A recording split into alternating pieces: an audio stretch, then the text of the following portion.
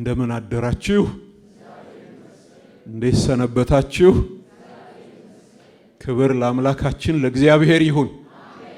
እንድናመልከው በፊቱ አብረን እንድንሆን ስሙን አብረን እንድንጠራ የእግዚአብሔር የአምላካችን በጎ ፈቃድ ሆነልን። ስሙ ይባረክ። እንኳን ደስ አላችሁ። እስኪ ይህን በጭብጨባ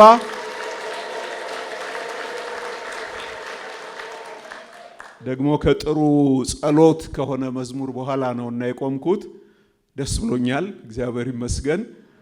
በእርግጥም በእግዚአብሔር ቤት እድሜ ልክ ከመኖር የበለጠ ልመናም ክብርም የለም። አንዲት ነገር ለመንሁት ነው ዘማሪው ያለው መዝሙረ ዳዊት። መዘምራን ደግሞ ያንን ዝማሬ እንደገና ዘምረውልናል። አንድ ነገር ናፍቃለሁ፣ እድሜ ልኬን በቤት ይሁንልን። እንዳንኖር የሚታገሉን የሚጎትቱን ነገሮች አሉ። ስለዚህ የጌታ ጸጋ ይብዛልን። እግዚአብሔር ይመስገን። ክብር ለጌታ ይሁን። ሁሉ ሰላም ነው አይደል? ዛሬ የጌታ ፈቃድ ሆኖ ከእናንተ ጋር የጌታን ቃል እንድንነጋገር እግዚአብሔር ይህን ጊዜ ስለሰጠኝ ጌታን አመሰግናለሁ። እናንተም በዚህ ስላላችሁ ደስ ብሎኛል። እግዚአብሔር የተባረከ ይሁን። እንግዲህ በጉባኤያችን በተደጋጋሚ እግዚአብሔር ከቃሉ ጋር እንድንጣበቅ እያደረገን ነው። ይህንን ቃል ራሱን እንደወረደ ሳይበረዝ ሳይሟሟ ሳይቀጥን ራሱኑ ቃሉን መነጋገር ጥሩ ነው አይደል? እግዚአብሔር ይመስገን። ሌላ ምንም ማዳመቂያ ምንም የተለየ ጨዋታም አያስፈልገንም። እግዚአብሔር እንዳለው ይበቃናል። አይሻልም? እና ይሄ ልማድ በእኛ መካከል እየበረታ በመሆኑ በጣም ደስታዬ ብዙ ነው። በእኔም በግሌም ሕይወት ይሁን በቤተሰቤ በእግዚአብሔር ጉባኤ በእናንተ በቅዱሳን ዘንድ ሰው ከጌታ ቃል ጋራ ሲጣበቅ ወደ ቃሉ ሲመለስ ከቃሉ ጋራ ሲስማማ የጌታን ቃል ቁጭ ብሎ ሲፈልግ እንደማየት ያለ ደስታም ክብርም የለም በእውነት። እና ባለፉት ሳምንታት 4 ተከታታይ እሁዶች በህብረት በፍቅር በአንድነት ጉዳይ ተከታታይ እግዚአብሔርን ቃል መልእክት በርዕስ ስንነጋገር ነበር የቆየ ነው። እግዚአብሔር በዛ ውስጥ በጣም ተናግሮናል። ክብር ለእርሱ ይሁን። ጌታ ፈቅዶ ደግሞ ከዛሬ ጀምሮ በሚኖረን ጊዜ መንፈስን እንስማ በሚል አውራ ርዕሰ ጉዳይ መንፈስን እንስማ በሚል የዮሐንስ ራእይ 2ኛውና 3ኛውን ምዕራፍ ለቀጣዮቹ 7 ሳምንታት አብረን እንቆያለን። ለስንት ጊዜ አልኩኝ? 7 ሳምንታት ለሰባቱ አጥቢያ ቤተክርስቲያናት በእስያ ለነበሩት የተጻፈውን የዮሐንስን ራእይ መልእክት አንዱን ለእያንዳንዱ አጥቢያ የተጻፈውን አንዱን መልእክት በአንድ እሁድ ማለት ነው። ብዙ አይደለም። አንዱን መልእክት ለእያንዳንዱ የተጻፈውን በአንድ ጊዜ እያየን 7 ሳምንት ተከታታይ ይህን የእግዚአብሔርን ቃል የምንሰማበት ጊዜ ይሆናል። እግዚአብሔር ይመስገን። እና በመልእክቱ ላይ በተደጋጋሚ እንደምታዩት እኔ ወደ ዛሬው መልእክት ያልገባውም አሁን አጠቃላይ ለዚህ መልእክት እንድንዘጋጅ ደግሞም ከዚህ በኋላ ባለን ጊዜ በደም ልባችንን እያሰፋን እንድንመጣ አንድ ገጽ ላይ አብረን እንድንሆን ለማድረግ አጭር መግቢያ ልናገር ብዬ ነው። ለሰባቱም አብያተ ክርስቲያናት የተባለ ነገር ነው የምንሰማው። ይሄ አሁን ያልኳችሁ መንፈስ ለአብያተ ክርስቲያናት የሚለውን ጆሮ ያለው ምን ያድርግ? ይስማ። በተደጋጋሚ ራእይ 2ም 3ም ለሰባቱም አብያተ ክርስቲያናት ለኤፌሶንም ለሰምርኔስም ለጴርጋሞንም ለቲያጥሮንም በ3ኛው ምዕራፍም ላይ ላሉት ለሁሉም እንዲህ ይላል መንፈስ ቅዱስ እያለ ነው የሚናገር። መንፈስ ለአብያተ ክርስቲያናት የሚለውን ጆሮ ያለው ምን ያድርግ? ይስማ። እና መንፈስ የሚለውን እንስማ። በዚህ ቃል ውስጥ ይህን ሐሳብ ለእያንዳንዱ እግዚአብሔር በመንፈሱ የሚናገረው ለነሱም ለኛም የሚናገረውን እንሰማለን። ተናግሮ የነበረውን አይደለም። ልብ በሉልኝ። ተናግሮ የነበረውን አይደለም፣ አሁንም እየተናገረ ያለውን ዛሬም ሕያው ድምጹን ማለት ነው የሚለውን መንፈስ ለሰባቱ አብያተ ክርስቲያናት የተናገረውን ጆሮ ያለው ይስማ አይደለም የሚለው መንፈስ ለአብያተ ክርስቲያናት ያኔም ለነበሩት በዘመናት መሃል ለነበሩት ዛሬም ላሉት ሁሉ መንፈስ ለማን ሁሉ ለአብያተ ክርስቲያናት ሁሉ የሚለውን ጆሮ ያለው ምን ያድርግ? ይስማ። ስለዚህ ለሁሉም ነው። ለአብያተ ክርስቲያናት ነው። ልብ በሉልኝ። በጅምላ ነው። በወል የቀረቡ መልእክቶች ናቸው። ሁሉንም ይመለከታል። የጥንቶቹንም ይመለከታል። በታሪክ የነበሩትንም ይመለከታል። ዛሬ ያለነውንም እኛንም ይመለከተናል። ጌጃ ቃለ ሕይወት እንደ ጌጃ ቃለ ሕይወት ይመለከተናል። ምክንያቱም መንፈስ ለአብያተ ክርስቲያናት የሚለውን ጆሮ ያለው ሁሉ ምን ያርግ ነው የተባለው? ይስማ። እኛ የሕያው እግዚአብሔር ቤተ ክርስቲያን ነን ብለን የምናምን ከሆነ መንፈስ ለጌጃ ቃለ ሕይወት እንዲህ ይላል። ይህን ነው አብረን የምናየው በእነኚህ 7 ሳምንታት። ደግሞም ልብ በሉ በወሊን ነገር እንጂ ምን ያለው ይስማ ነው የተባለው። በሁሉም ላይ ምን ያለው? ጆሮ ያለው ይስማ። ለሁሉም የተነገረ ነው። ከሁሉም ይጠበቃል። የሚሰማው ግን በተናጠል ነው። ጆሮ ያለው ምን ያድርግ? ይስማ። ጆሮ ያለው ምን ያድርግ?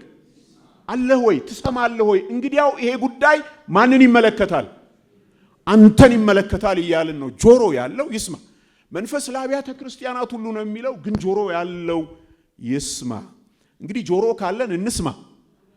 አንተ ስትሰማ፣ አንቺም ስትሰሚ፣ ያኛውም ሲሰማ፣ እሷኛውም ስትሰማ፣ እኔም ስሰማ በወል እንዲህ እንላለን። አብረን ጌታን ምን አደረግን?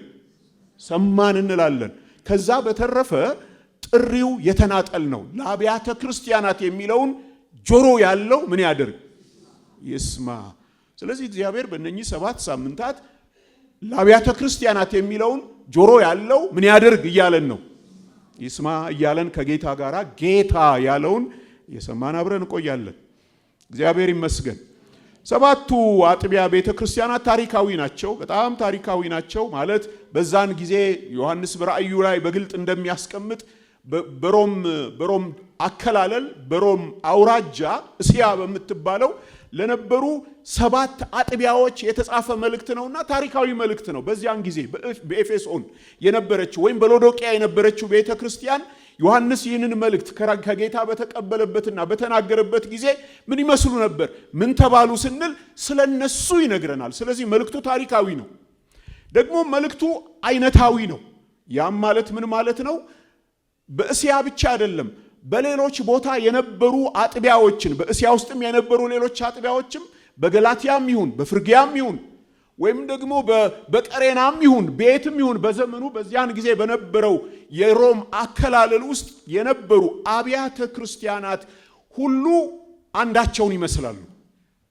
አንዱ ሎዶቅያን ቢመስል ሌላኛው ደግሞ ኤፌሶንን፣ አንዱ ሰምርኔስን ቢመስል ሌላኛው ደግሞ ምናልባት ፊላዴልፊያ የተሰኘችውን ቤተ ክርስቲያን ይመስላል። ስለዚህ እነኚህ 7 መልእክቶች አይነታዊ ናቸው። እግዚአብሔር 7ቱን ለናሙናነት ነው በመንፈስ ቅዱስ ተመርጠው መልእክት ለኛ እንዲደርስ ያደረገው። ያኔ የነበሩ አጥቢያዎች ሁሉ ከነኚህ ከ7ቱ በአብዛኛው አይዘሉም ብለን ማሰብ እንችላለን። ለዚህም ነው አይነታዊ ያልኳችሁ። በአብዛኛው በግለሰብም ደረጃ እንደሱ ልናስብ እንችላለን። ምናልባት ተስፋዬን ስታዩት ተስፋዬም ራሱን ሲያይ መንፈስ ቅዱስም ሲናገረው ምናልባት ተስፋዬ ያለበት ሁኔታ ጴርጋሞንን ይመስል ይሆን? ምናልባት አንደኛው ደግሞ አሁን ያለበት መንፈሳዊ ይዞታ ምናልባት እንደ ሎዶቅያ ይሆን? ስለዚህ የእያንዳንዳችንን ሕይወት የሚፈትሽ አንዱም እንዲህ አንዱም እንደዚያ የሆነ የተለያየ አይነት ነው። እየሰማችሁኝ ነው? ለሁሉም እግዚአብሔር ይናገራል። ለሁሉም ይናገራል። ለብ ላለውም ይናገራል። የቀደመውን ፍቅሩን ለተወውም ይናገራል። ሐሰተኞችን ሊታገስ ከእግዚአብሔር ይልቅ የተሻለ የፍቅር ልብ ኖሮት አመፀኞችን ክፉዎችን ሊታገስ ልቡን ላሰፋውም ለእርሱም እግዚአብሔር ይናገራል። ስለዚህ አይነታዊ ናቸው፣ ደግሞም ትንቢታዊ ናቸው ማለት ይቻላል። ይሄ አንዳንዴ ይታሰባል። ትንቢታዊ ማለት በዘመናት መካከል በቤተ ክርስቲያን ታሪክ የነበሩትን ዘመናት በ7 ክፍለው አንዳንዶች በእነኚህ አጥቢያዎች ይመነዝሩታል። ምን ማለት ነው? ቢያንስ እንዲህ ማለት ይቻላል። የመጀመሪያዋ ቤተ ክርስቲያን ኤፌሶንን ስትመስል የመጨረሻዋ ደግሞ ማንን ትመስላለች እንደማለት ነው። ማነች የመጨረሻዋ? ሎዶቅያ። በራእይ 3ኛው ምዕራፍ ላይ የምናገኛት መጨረሻ መልእክት የተጻፈላት የተነገረላት ሎዶቅያ ነች። ስለዚህ ምናልባት የመጨረሻዋ ዘመን ቤተክርስቲያን ጌታን የገፋችዋ ጌታን ያወጣችዋ በራድ ወይም ትኩስ ሳትሆን ለብ ያለችዋ ልተፋሽ ነው የተባለችዋን እምትመስል ይመስላል። ስለዚህ ምን ልላችሁ ነው? ምናልባት በጣም በአብዛኛው ሎዶቅያነት ይጫነን ይሆናል። በጣም ራስን ለማየት ሎዶቅያ ላይ በተለይ ስንደርስ መጠንቀቅ ጥሩ ነው። ሌሎቹንም እንሰማቸዋለን። ለማንኛውም እግዚአብሔር በትንቢታዊም ይሁን በአይነታዊውም ይሁን በታሪካዊዎቹ አጥቢያዎች መንፈስ ለአብያተ ክርስቲያናት የሚለውን ጆሮ ያለው ምን ያድርግ? ይስማ። እንስማ። መግቢያ ነው የምሰጠው ብያችኋለሁ። የራሴን መልእክት በጣም ላሳጥር ነው። ምክንያቱም ዋነኛው ጉዳይ ሰባቱንም ቀን የጌጃ ቃለ ሕይወት ቤተክርስቲያን አባላት አገልጋዮች የሆንን ሁላችን በዚህ እንድንገኝ ስለምፈልግ እየሰማችሁኝ ነው። ቢያንስ በወር አንድ የሚለውን ጥሩ አድርጋችሁ ሰምታችሁኛል። ጌታ ይባርካችሁ። በጣም ብዙ ሰው ይዞታል እና ቢያንስ በጌታ እራት የሚለውን ነገር ብዙ ሰው ሲል ሰማዋለሁ እና አንዳንዴ ደግሞ አሁን ቢያንስ ከዓመት አንድ ወር ልል እየቃጣኝ ነው እና እሱን ደግሞ እስቲ ወደፊት ደግሞ አስባለሁ። ለማንኛውም ይሄን 7 ሳምንት ግን አደራ እንደ ጉባኤ ማለት እወዳለሁ። ምክንያቱም መንፈስ ለአብያተ ክርስቲያናት የሚለውን ምን ማድረግ አለብን? መስማት አለብንና እንድትመጡ ለማድረግ ነው ይሄንን ቀዳሚውን ነገር ትንሽ ሰፋ ያደረኩት። መንፈስ የሚናገረውን በመስማት ራሳችን እንድናይ ማለት ነው። እኔ ራሴ እንዳይ እናንተም ራሳችሁ እንድታዩ ደግሞም እንደ ጉባኤም ራሳችንን እንድናይና ሕይወታችንን እንድንፈትሽ እግዚአብሔር የሚናገረውን እንድንሰማ ላበረታታችሁ ወዳለሁ። እንደ ጤና ምርመራ አስቡት ይሄንን መልእክት። እንደ አንድ ሐኪም ስለ በሽታ ያውቃል፣ ስለ በሽተኛው ያውቃል። በዛ ዕውቀቱ ላይ ተነስቶ አግባብ ያለው ምርመራ ያደርግና ችግርህ እንዲህና እንዲህ ያለ ነው ይሉናል አይደል? ሐኪሞቻችን እነ ፕሮፌሰር ጋር ስንሄድ እነ ዶክተር እንዳለ ጋር ስንሄድ ያዩና ሊታይ በሚቻለው መሳሪያ ሁሉ መታየት ያለበትን ሁሉ ነገር ያዩና እንዲህና እንዲህ ያለ ችግር አለ፣ መፍትሄው ደግሞ እንዲህና እንዲህ ያለ ነው፣ እንዲህ ማታደርግ ደግሞ ከሆነ እንደዚህና እንደዚህ ያለ ነገር ይጠብቅሃል፣ ስነ ስርዓት እንዲህ የምትታረም ከሆነ ደግሞ ይሄ ነገር እንደዚህ ይሻሻላል እያሉ ምርመራ አድርገው መፍትሄ ይጠቁሙናል።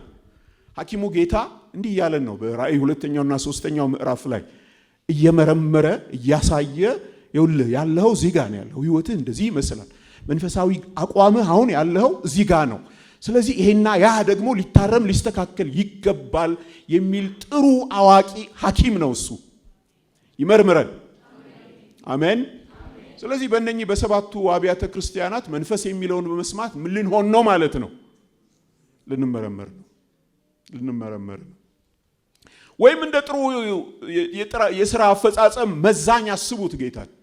በእነኚህ በሰባቱ አብያተ ክርስቲያናት እንደሱ ነው የሚያደርገው። ይሄንንም ያንንም እያየ አውቃለሁ፣ ይሄኛውንም ነገር አውቃለሁ፣ ችግር የለም ደግሞ እንደዚህ የምለውም ነገር አለኝ እያለ ያሉበትን ሁኔታ መዝኖ ይሄና ያ ግን ሊሻሻል ይገባል፣ ይሄና ያ ደግሞ የማይሻሻል ከሆነ ስነ ስርዓት እንደዚህም ያለ እርምጃ አለ እያለ ነው ጌታ የሚናገር። ስለዚህ እንመዘናለን፣ በጌታ ይመዝነን። በራእይ 2ኛውና 3ኛው ምዕራፍ መንፈስ ለአብያተ ክርስቲያናት የሚለውን በመስማት ምን እንሆናለን? እንመዘናለን። እና ለዛ እንፍቀድ። በደንብ ከዚህ በኋላ በሚኖሩ 7 እሁዶች እንደ ቤተ ክርስቲያን አብረን በዚህ ጉዳይ እንድንቀመጥ በጣም ጉባኤውን ዛሬ በወሩ የመጀመሪያው እሁድ አደራ ማለት እወዳለሁ። እርሱ ያውቃል፣ እርሱ ሁሉ ነገራችን ያውቃል። እግዚአብሔር ይመስገን። የሚመረምረውም የሚመዝነውም በደንብ አርጎ ውስጥ ውጫችንን አሳምሮ ስለሚያውቅ ነው። ጌታ ያውቀናል አይደል? በደንብ አርጎ ያውቀኛል። አንተን ያውቃል፣ አንቺን ያውቃል።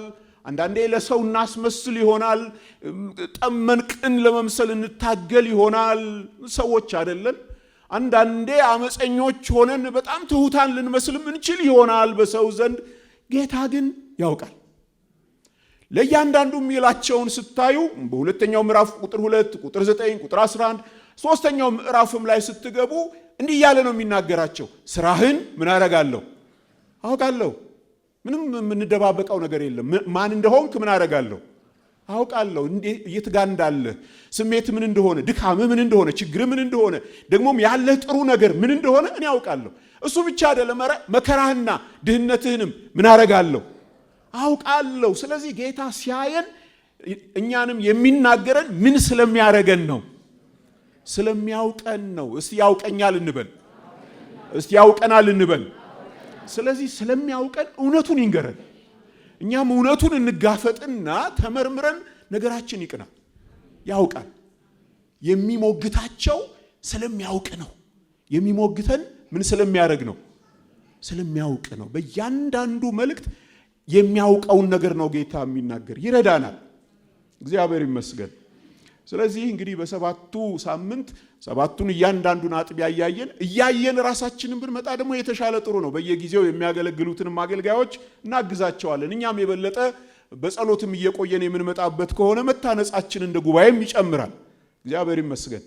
ሰባቱም መልእክቶች ተመሳሳይ ናቸው። በአብዛኛው ያው የተናጋሪውን ማንነት ለማን እንደተጻፈ ይናገራሉ። የሚመሰገኑበትን ነገር ካላቸው አብዛኛዎቹ ይነግራቸዋል። የሚነቅፍባቸውን ነገር ይነግራቸዋል። የሚሰጣቸውን ምክር ይነግራቸዋል። ባይሰሙ የሚጠብቃቸውን ፍርድ ይነግራቸዋል። ደግሞም ያላቸውን የሚጠብቃቸውን ተስፋ ይነግራቸዋል። ሁሉም በአብዛኛው በእነኚህ 6 ሐሳቦች የተዋቀሩ ናቸው። የተናጋሪው ማንነት በጣም አውራ ነገር ነው። እንግዲህ ኤፌሶን ላይ ስንመጣ ትንሽ አሳያችኋለሁ። ምንድነው የሚመሰገኑበት ነገር? ምንድነው የሚነቀፉበት ነገር? ምንድነው ጌታ የሚመክራቸው ነገር?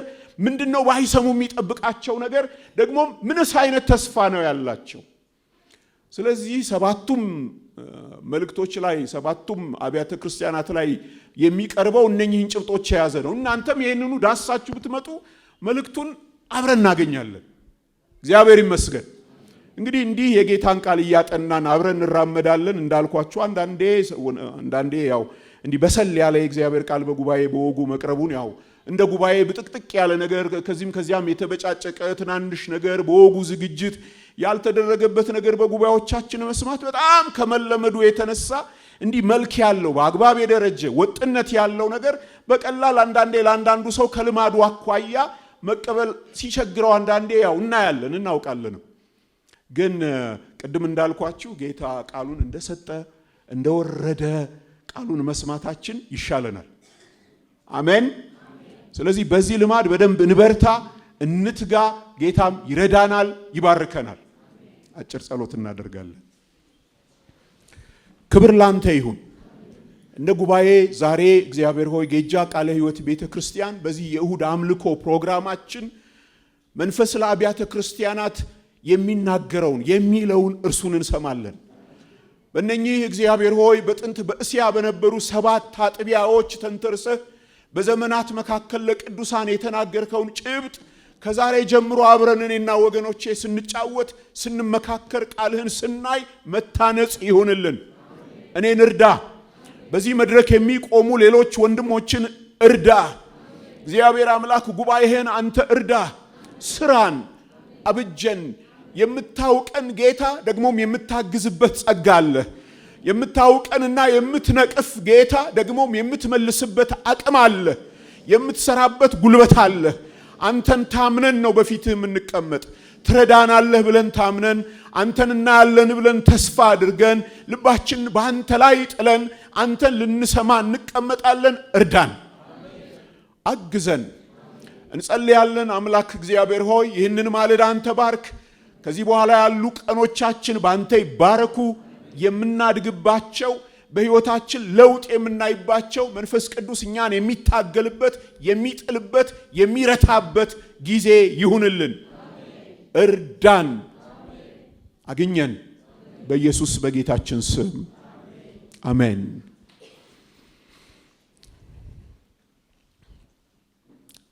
ደህና ናችሁልኝ? እወዳችኋለሁ። በርቱ። ዛሬ ወደ እኔ ክፍል ገባው ማለት ነው። ኤፌሶን የተባለውን መልእክት ራእይ 2 ከ1 እስከ 7 የመልእክታችን ክፍል ነው። ራእይ 2 ከ1 እስከ 7 ራእይ 2 ከ1 እስከ 7 የቀደመው ፍቅር ሲተው በሚል ሐሳብ ነው የምናየው። የቀደመው ፍቅር ሲተው ሚለውን ጌታ አብረን እናያለን። የቀደመው ፍቅር ሲተው ምሳሌ እናስብ። አንዲት አጥቢያ ቤተ ክርስቲያን አስቡ ቅዱሳን። አሁን ይሄ መጀመሪያ ፈረቃችን እንደሆነ ወይም ደግሞ ሌላ ትልቅ ሰፊ አዳራሽ በጣም በርካታ ህዝብ ያለበት አንድ ጉባኤ አጥቢያ እናስብ። አዳራሹ ሙሉ ሆኖ ወትሮ የዝማሬው አገልግሎት፣ ግጥሙ፣ ዜማው፣ የሙዚቃ መሳሪያው ቅንብር እጅግ አምሮ ጉባኤው የሚዘምርበት ልብ የሚመስጥ ሆኖ የመዘምራኑ እንቅስቃሴ በጣም እርስ በርሱ የተሰናሰለ የሚባል አይነት ውበት ፈጥሮ የእግዚአብሔር ቃል አገልግሎቱ የሚያሳድግ በአግባብ የተደራጀ መልክ ያለው የሚጣፍጥ ነው እያልን የምናየው አጥቢያ ሆኖ እናስበው እስኪ።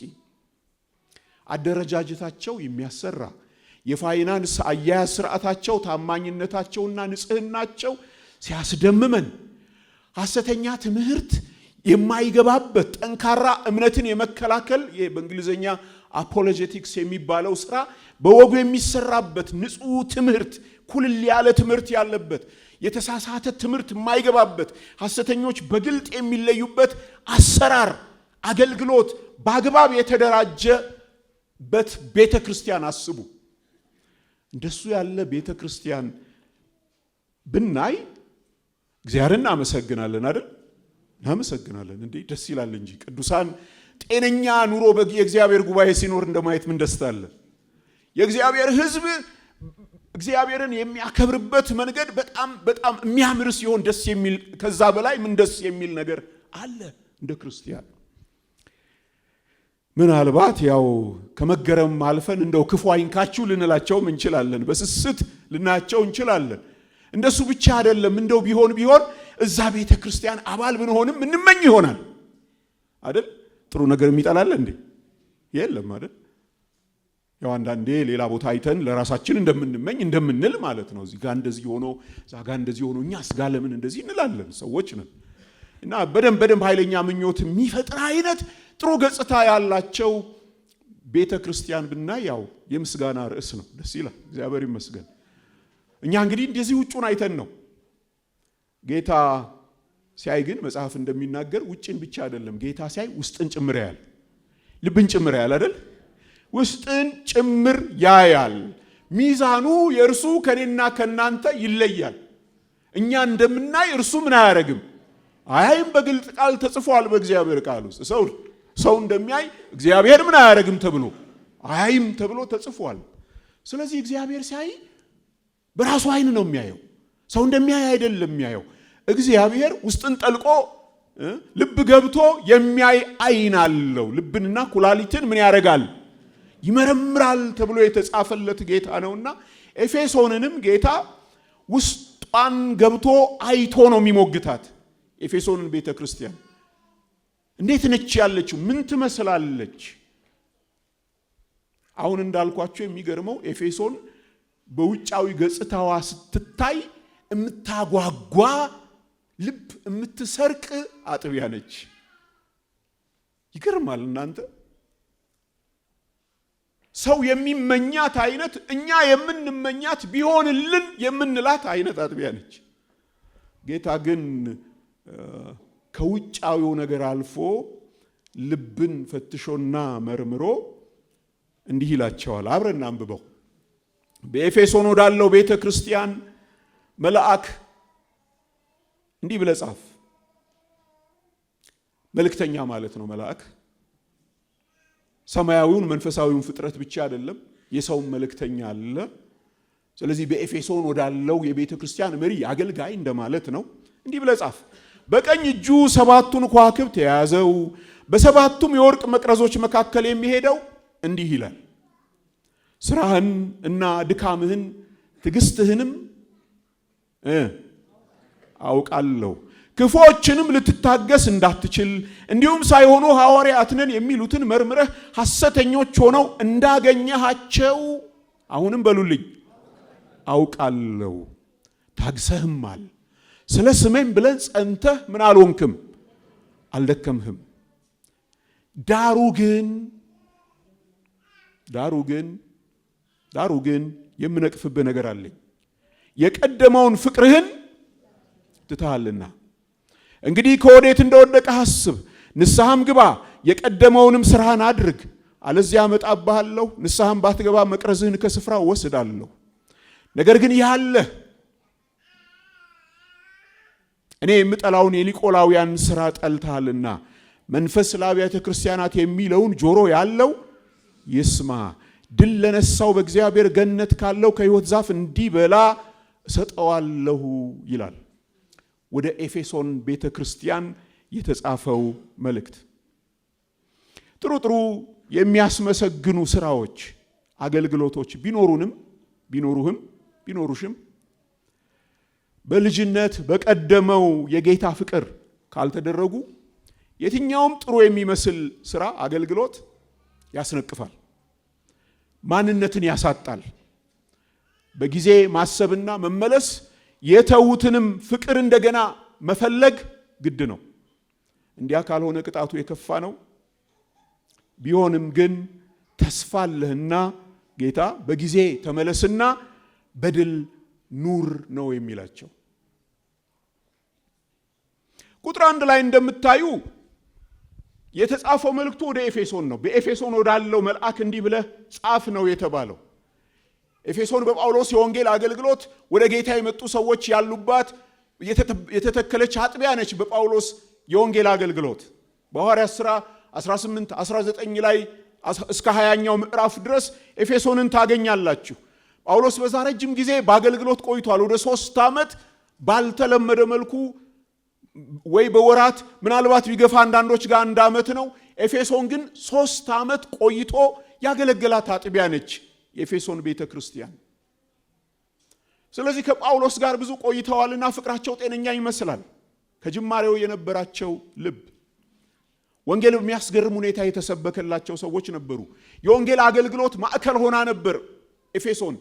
ጳውሎስ ኤፌሶንን ማዕከል አድርጎ ኤፌሶንን መነሻ አድርጎ በመላው እስያ ወዳሉ አካባቢዎች የወንጌል ዘመቻ ይደረግ ነበር። እስያ በወንጌል የተደረሰችው ከኤፌሶን በመነሳት ነበር። እንደሱ ብቻ አይደለም። ጳውሎስ ለጢሞቴዎስ የላከለትን መልእክት ስታዩ ጳውሎስ በፍቅራቸው ተገርሞ እግዚአብሔርን ሲያመሰግን ታዩታላችሁ። በቀደመው ፍቅራቸው ጳውሎስ እግዚአብሔርን ይባርካል። እንደሱ ብቻ አይደለም።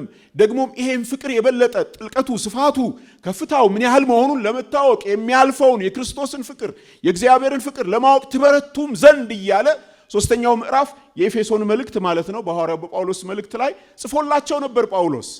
እንደዚህ ብቻ አይደለም። ጢሞቴዎስም በኤፌሶን ኖሮ አገልግሏል። የጳውሎስ መልእክተኛ አገልጋይ የነበረው ጢሞቴዎስ በዚች ትልቅ ቤተ ክርስቲያን በኤፌሶን ረጅም ጊዜ አገልግሏል። ሁለቱም መልእክቶቹ 1ኛ ጢሞቴዎስ 2ኛ ጢሞቴዎስ የተጻፉት ጢሞቴዎስ በኤፌሶን እያለ ነው። ስለዚህ እቺ የኤፌሶን ቤተ ክርስቲያን በጅማሬዋ አኗኗሯ የአገልግሎት ስርዓቷ በጣም የሚያስገርም ጥሩ ሆኖ ተጀምሯል። የሚያስገርሙ አገልጋዮችንም አግኝታለች። የሚገርማችሁ ዮሐንስ ይህንን መልእክት ለነሱ ከመጻፉ በፊት የዮሐንስ የመጨረሻው ዘመን ወይም ደግሞ ወደ ፍጥሞ ደሴት እስረኛ ሆኖ የተወሰደው ከኤፌሶን ነው። የኖረው በኤፌሶን ነበር።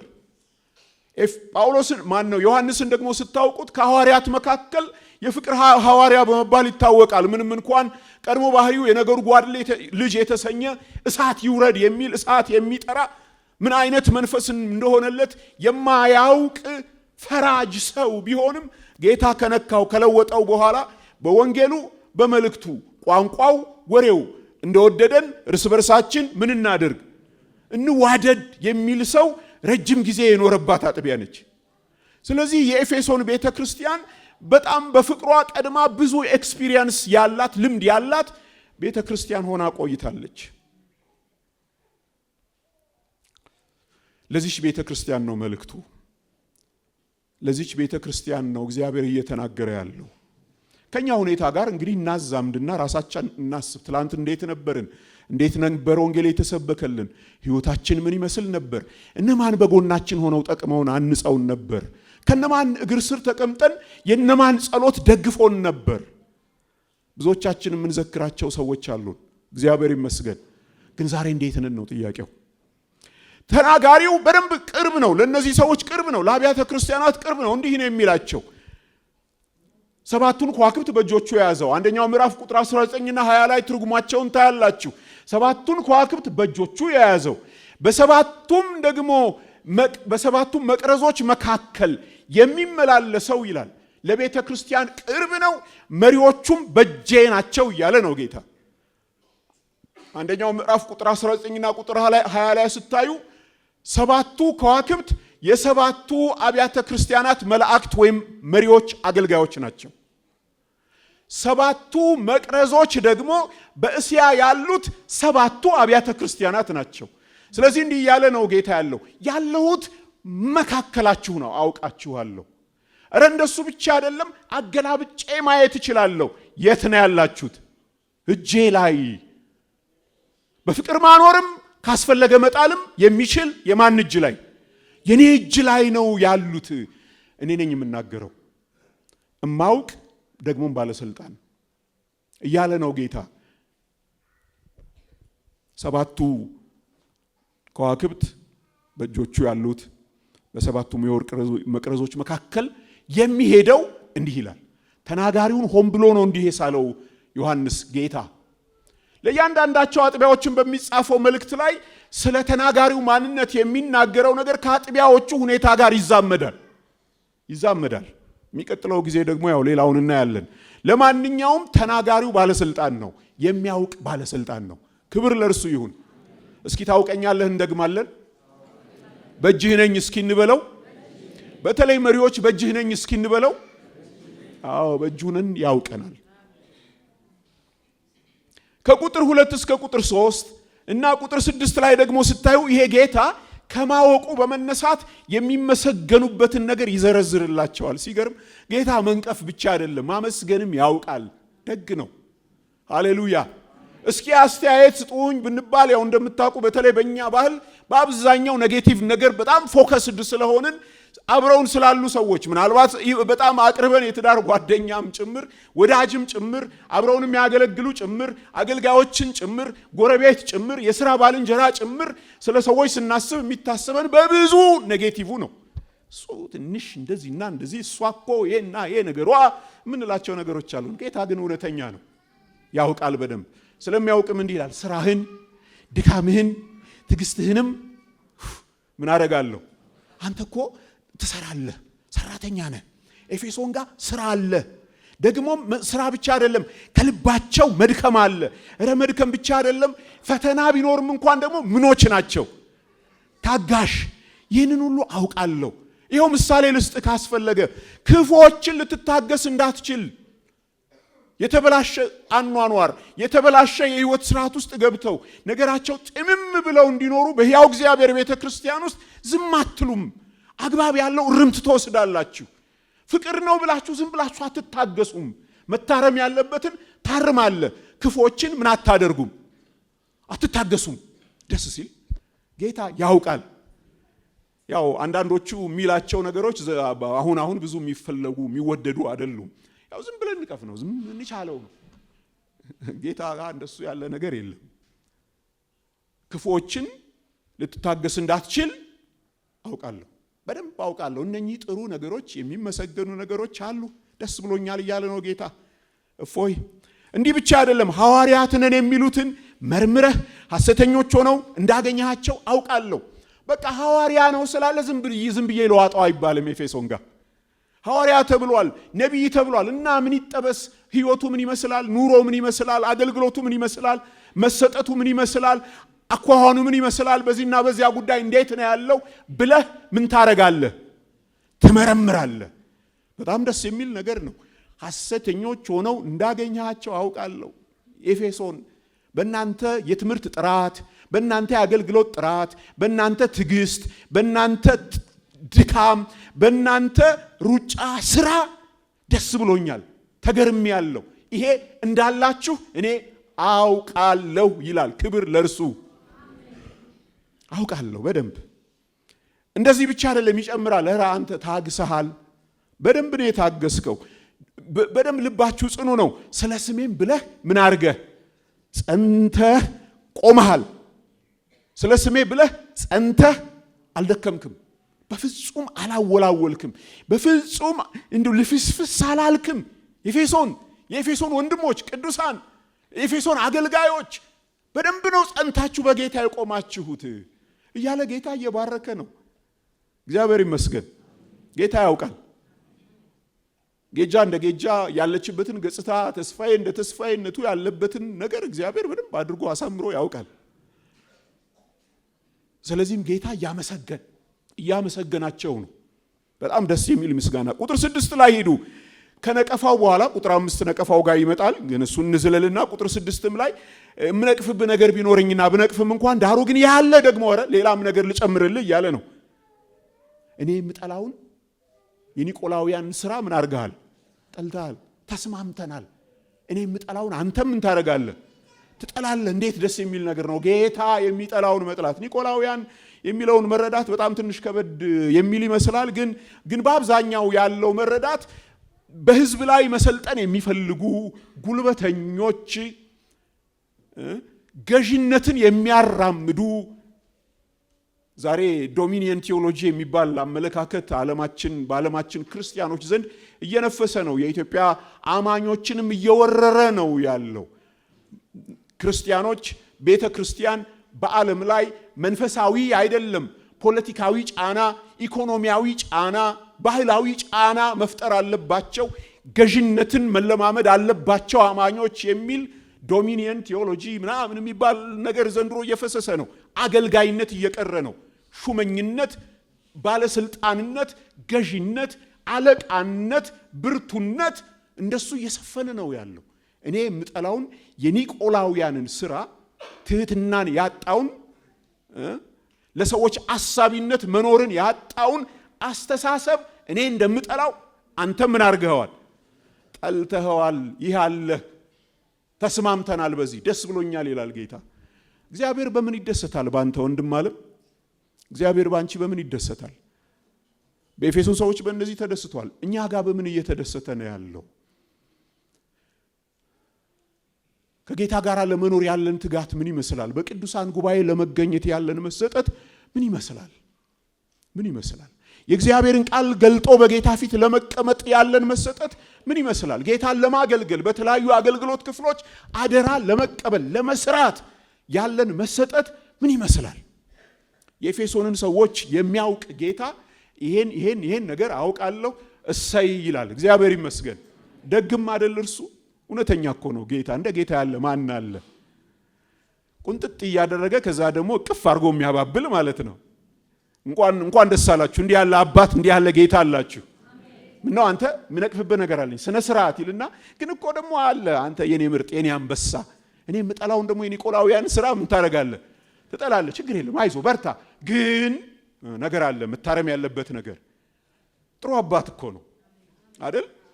ጥሩ አባት፣ ጥሩ ወዳጅ፣ እንዴት ማረም እንዳለበት የሚያውቅ ፐርፌክሽኒስት አይደለም። ያው ሰው አንዳንዴ ፐርፌክሽኒስት ይሆንና እንደሱ የሚባል አሳሰብ እንዳለ እንደምታውቁ ገምታለሁ። ፍጹማዊነት በቃ ሁሉ ጊዜ ልክና ልክ ነገር ብቻ መጠበቅ፣ ስህተትን የማይታገስ ሁሌም የትኛውንም ስህተት ለሌላው ልብ ያጣ፣ ሁሌ ነቃፊና ተቺነት ብቻ አንዳንዴ ሳናቀው ይበዛብናል። በተለይ እንዳልኳችሁ በእኛ ባህል ነቀፌታችን ሌላውን በተመለከተ ያለን ኔጌቲቭ አስተያየት ሚዛን ይደፋብናል። ጌታ ይርዳን። ጌታ እንደሚያይንይ፣ ጌታ እንደሚል እንበል።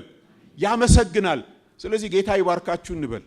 ዛሬ በዚህ ፈረቃ እናንተ ቅዱሳን የእግዚአብሔር ሕዝብ እንዲህ በእግዚአብሔር ጉባኤ ስለተሰበሰባችሁ እኔ ደስ ብሎኛል። ጌታ ይባርካችሁ። እንኳን ተገኛችሁ፣ እንኳን የጌታን ቃል ሰማችሁ፣ እንኳን የኳየር ለመዘመር በእግዚአብሔር ፊት ትጉ ሆናችሁ፣ እንኳን እግዚአብሔር ረዳችሁ። ወርሺፕ ቲም እንኳን እግዚአብሔር ረዳችሁ። የእግዚአብሔር ሕዝብ እንኳን በእግዚአብሔር ጉባኤ ተገኛችሁ። ጌታን ለማምለክ ለማገልገል፣ ለጌታ መስጠት የሚገባችሁን ለመስጠት እንኳን በቅንነት ተጋችሁ ቅዱሳን። ጌታም ያመሰግናል። እኛም የምናየውንና የምናውቀውን ደግሞ ጌታ ይባርካችሁ ልንል እንወዳለን። ጌታ ይባርካችሁ። የሚነቀፉበት ነገር አንድ ነገር ነው። ቁጥር 4 ላይ ታገኙታላችሁ። ከስራ አልፌ እንዲህ አሪፍ ከሆነው ነገር አልፌ እኔ ልብ ፈትሻለሁ፣ ውስጥ አይቻለሁ። ውጪ ያለው ነገር በስማም ፐርፌክት ነው። ሲታይ በጣም ትክክል ነው። ሲታይ የሩጫው ብዛት፣ የትዕግስቱ መጠን፣ ሊጠላ የተገባውን መጥላት፣ ሐሰተኞችን ለይቶ መርምሮ ያልተገባውን በእግዚአብሔር ጉባኤ ስፍራ እንዳያገኝ ማድረግ ምን ጎደለ? ምን አነሰ? እኔ ከዛ አልፍ ያለው እያለ ጌታ ነው። እንዲህ ይላል ቁጥር 4 ላይ ተመልከቱ። ዳሩ ግን የምነቅፍብህ ነገር አለኝ፣ የቀደመውን ፍቅርህን ምን አድርገሃል? ትተሃልና። የቀደመውን ፍቅርህን ትተሃል። አንተው ነህ የተውከው፣ አምልጦህ አይደለም። አንተው ነህ የተውከው፣ ፈልገህ ነህ የተውከው። አንተው ተጠያቂ ነህ። የቀደመውን ፍቅርህን ምን አድርገሃል? ትተሃል። ጠፋብህ አይደለም እያለ ያለው ትተሃል። እየሰማችሁ ነው? ጠንካራ ነገር ነው የሚናገረው። ትተሃል። ሆን ብለህ ልትጠብቀው ይገባ ነበር። ሆን ብለህ ልትይዘው ይገባ ነበር። ሆን ብለህ ልብ ልትሰጥ ይገባ ነበር። ሆን ብለህ ልትጠነቀቅለት ይገባ ነበር። ግን የቀደመውን ፍቅርህን አንተው ራስህ ምን አድርገኸዋል? ትተኸዋል። ራስህ ነህ። አንተው ነው ያጠፋው፣ ሌላ ማንም አይደል። ለዚህና ለዚህ ነው እያልክ ምንም ሰበብ ምክንያት አትደርድር። እንዴት እንዳለ አውቃለሁ። አንተው ነው የተውከው። ትላንት የነበረውን እንባ ዛሬም ማላየው ባንተው ላይ አንተው ራስህ ነህ። ትላንት የነበረውን የእግዚአብሔርን ቃል ገልጦ ከጌታ ጋር ሰዓታት መቀመጥን ያጣኸው በፍላጎትህ ነው። እንዲና እንዲህ እኮ ስለሆነ ነው፣ ቢዚ ስለሆንኩኝ ነው አትበል። አውቃለሁ ማን እንደሆንክ እንዴት እንዳለ ትተሃል። በቃ ሲምፕል ነው። የቀደመውን ፍቅርህን ምን አድርገሃል? ትተሃል። የቀደመውን ፍቅርህን ትተሃል። ችግሩ ይሄ ነው። የኤፌሶን ቤተ ክርስቲያን የተነቀፈችበት አውራ ጉዳይ ይሄ ነው። የቀደመውን ፍቅርህን ምን አድርገሃል? ትተሃል።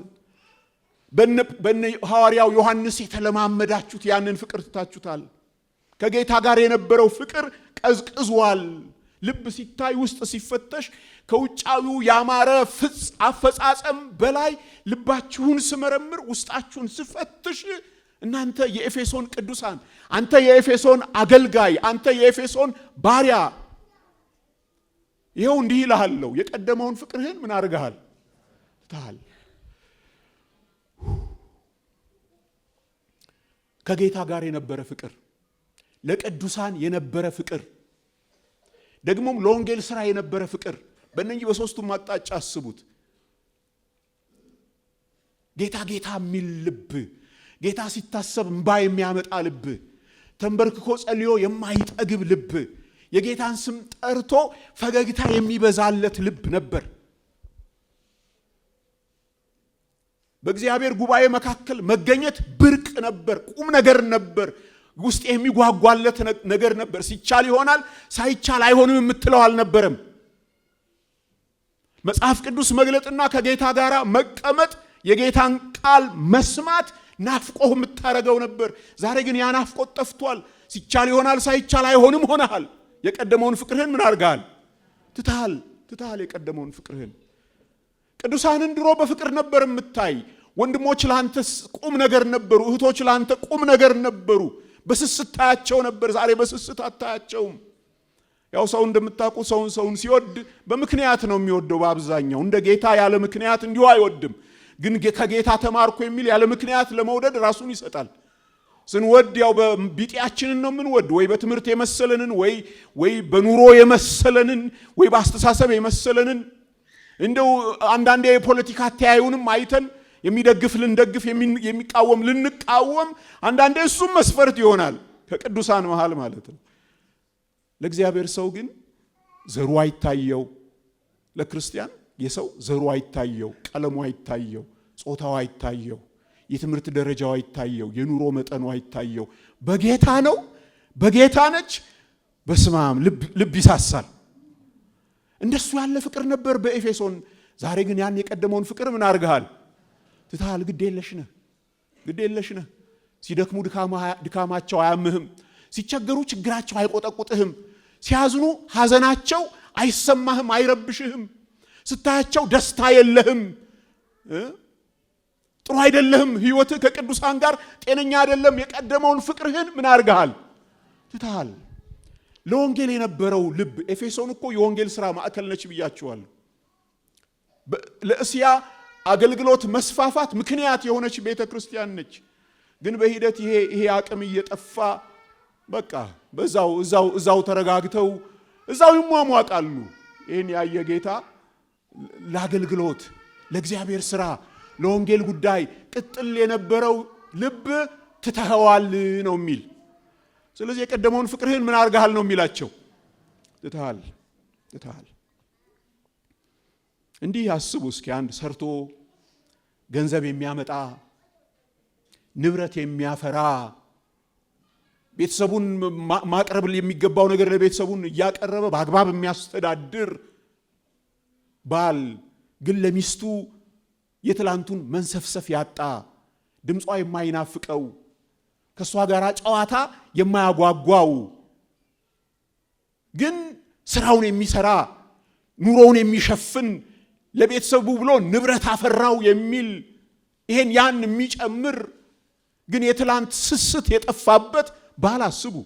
ሚስቶች እንደዚህ ያለ ባል ጥሩ አፍቃሪ ነው አይደል? እህቶች ስራውን ይስራ እንጂ ገንዘቡን ያምጣ እንጂ ችግር የለም አይደል? እንደ ትላንትና ካንቺ ጋራ ማውራት የማይናፍቀው፣ ጨዋታሽ የማያስቀው፣ እንደው በሰበብ አስባቡ ጥምብርኩስሽን የሚያወጣ አቃቂር የሚያበዛብሽ ግን ገንዘቡን የሚያመጣ ስራውን የሚሰራ በስራው ሰዓት በስራው ተገኝቶ ገንዘብ አምጥቶ ተሯሩጦ ምን ብሎ የልጆች ወጪ የቤት ወጪ በአግባብ ከቨር የሚያደርግ ግን ሚስቱን በመውደድ አይኑ የማያያት በፍቅር አይን የማያያት የማይናገራት ባል በቃ አለቀ። ምንድነው ፍቅር? ምንድነው ትዳር? እንጀራ መብላት፣ አብሮ አንድ ቤት ውስጥ መኖር ነው። እየሰማችሁኝ ነው? ምንድነው እሱ? ጌታ እንደሱ ነው እያለ ያለው። መስራት የሚገባችሁን ነገር ሁሉ ግጥም ድብን አድርጋችሁ እየሰራችሁ ነው። ግን ምን ያደርጋል? የቀደመው ፍቅር የለም እያለ ነው ለኤፌሶን። ድብን እያገለገላችሁ ይሄን ያንን እየሰራችሁ ይሄው መታየት ያለበት ይታያል፣ መመርመር ያለበት ይመረመራል፣ መታገስ ሲገባችሁ ትታገሳላችሁ፣ መጽናት ሲገባችሁ ትጸናላችሁ። ይገርማል እኮ። ግን ምን ያረጋል? የቀደመውን ፍቅር ምን አድርገዋል? ትተኸዋል። እግዚአብሔር ያንን የልብ ግለት ይፈልገዋል። ይብዛልን። መፍትሄው ቁጥር 5 ላይ ጌታ እንደዚህ ይላል። መፍትሄው እንዲህ ነው። አጭር ነው፣ በጣም ቀላል ነው መፍትሄው። ቁጥር 5 ላይ እንግዲህ ከወዴት እንደወደቅህ ምን አድርግ? አስብ። ቀጥልና ደግሞ ንስሐም ግባ፣ ከዛም የቀደመውን ስራህን አድርግ። እነኚህ 3 እርምጃዎች መሰረታዊ እርምጃዎች ናቸው። አስብ። የት ነበርክ? ይኸውልህ፣ የት ከፍታ ነበርክ? የት ነበርሽ? ህይወት እንዴት ያለ ድምቀት ነበረው በዛ በፍቅር ጊዜ? እኔ አንዳንድ ጊዜ ወደ ኋላ አሁን ያው እጸልያለሁ ግን ቀድሞ ጌታን ባገኘሁበት ዘመን ለመጸለይም ቦታ ሳልመርጥ አመድ ላይ ስንበረከክ አስታውሳለሁ። እቤት እንዳልጸልይ ሲደረግ መጸለይ ማልችልበት ሁኔታ ሲፈጠር ሽንት ቤት ገብቼ ሽንት ቤት ጉድጓድ ላይ፣ ለዚያውም ደግሞ ሽንት ቤት ወደ ውስጥ ቀዳዳው ምናምኑ እንጨት የተረበረበ የሚታይበት ላይ እጸልይ የነበረበትን ጊዜ አሁን ሰሞኑን ሁሉ እያሰብኩኝ ወይ አባዬ ዛሬ ተመችቶኛል እያልኩኝ ራሴን ስፈትሽ ነበር። እንደሱ ሽንፍ ቅልጥ የሚያደርግ እግዚአብሔር ፍቅር ተመልሶ እንዲመጣ ነው የሚሻው። አሜን። የቀደመውን ፍቅርህ ምን አድርገሃል? ትተሃል። ወቅ በደንብ የት ነበርክ? የት ወረድክ? ከወዴት እንደወደክ ምን አድርግ? አስብ። ከዚህ ጀምር። አስብ። እስኪ አስብ። ለምንድን ነው የሚደነዝዘው? ለምንድን ነው ማሰብ የምትተወው? ለምንድን ነው ማሰላሰል የምትተወው? የት ነበርክ? ዛሬ የት ነው ያለው? ምን አድርግ? አስብ። እንዴ አስብ። አንተ ሰው ነህ፣ በእግዚአብሔር መልክና ምሳሌ የተፈጠርክ ሰው ነህ፣ ክቡር ሰው ነህ፣ ማሰብ የምትችል ሰው ነህ። አስብ። እንዲህ አልነበርክም፣ ዛሬ ግን እንዲህ ሆናል። አስብ። ማሰብ ብቻ ግን አይበቃም፣ ደግሞ ንስሐ ግባ። እውነተኛ ጸጸት ይኑርህ፣ እውነተኛ አቅጣጫ ለውጥ ይኑርህ። ንስሐ ግባ። በእግዚአብሔር ፊት ውደቅ። ልክ አይደለሁም በል። ትላንት የነበረኝን ነገር ጥያለሁ፣ ደክሜያለሁ፣ ፍቅሬን ጥያለሁ። ለቅዱሳን የነበረኝ ፍቅር ቀዝቅዟል። ለቤቴ የነበረኝ ፍቅር ቀዝቅዟል። ለጸሎት የነበረኝ ልብ ቀዝቅዟል። ይቅር በለኝ ብለህ ንስሐ ግባና የቀድሞውን ስራህን አድርግ። ወደ ተግባር፣ ወደ ቀደመው ነገር ተመለስ። የጣልከውን ነገር፣ የተውከውን ነገር እንደገና አንሳው። የተውከውን ነገር እንደገና አንሳው እንደገና። እነኚህን 3 እርምጃዎች ወገኖች አትርሷቸው። ከወዴት እንደወደቀ አስብ፣ ንስሐም ግባ፣ ደግሞም የቀደመውን ፍቅርህን የፍቅር ስራህን አድርግ። እምቢ ብትል ግን ፍርዳለሁ። እምቢ ብትል ፍርዳለሁ። ቁጥር 5 ላይ ፍርዳለሁ። ያው ፍርዳለሁ። ንስሐ ባትገባ ፈጥኜ እመጣብሃለሁ።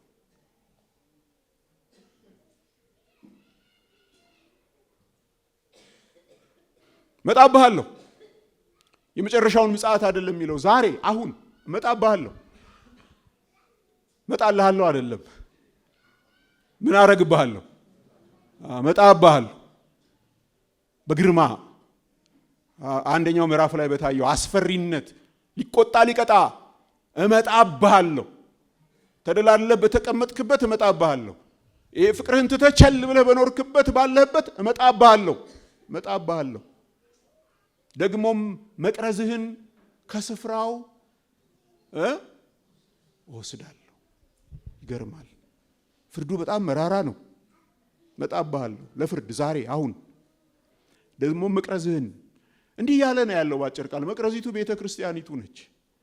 ቤተ ክርስቲያኒቱ አትኖርም እያለ ነው ጌታ ያለው። መቅረዝህን ከስፍራው ምን አደርጋለሁ? እወስዳለሁ። ማብራት ይቀራል።